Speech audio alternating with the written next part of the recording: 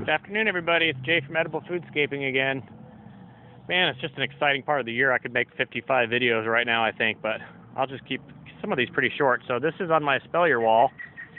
And what's really cool about this one is I don't know if this one's been done before. So this is a Barbados cherry, and I got this one from Seamus O'Leary's Tropical Fruit Trees. And man, this one's in really good shape. So I decided to espalier one. Why not? I've never seen an espaliered Barbados cherry. So this one's really cool too because it looks like there's two plants in there. I'm not sure if there actually is. That could be one that's forked down at the bottom.